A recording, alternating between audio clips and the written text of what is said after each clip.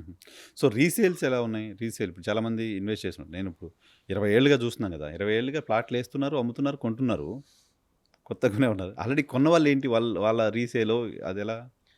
Exactly ఇక్కడ బాగా గుర్తుపెట్టుకోవాల్సిందేందంటే, ఇందాక నేను అనుకున్నట్టు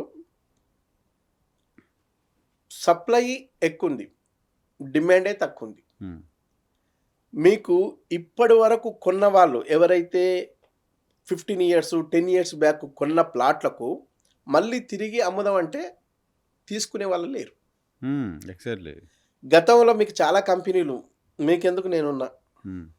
నేను హామీ ఇస్తున్నా. హ్మ్. నువ్వు ఏ టైంలో అమ్ముకోవాలనుకున్నా నేనున్నా. నీకేమి ఇబ్బంది పడట్లే. హ్మ్. ఎక్కువ రేట్‌తో అమ్మి పెడతాని హామీలు ఇచ్చి హ్మ్. మొహం చాటేసే వాళ్ళ సంఖ్య చాలా చాలా ఎక్కువ. హ్మ్.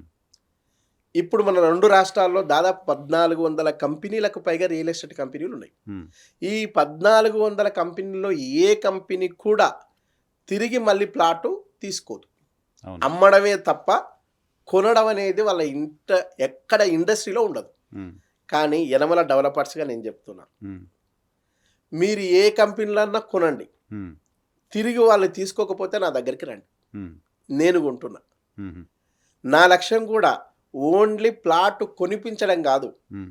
ప్లాట్లు అవసరమైనప్పుడు తిరిగి అమ్మించడం గూడా మా లక్ష్యం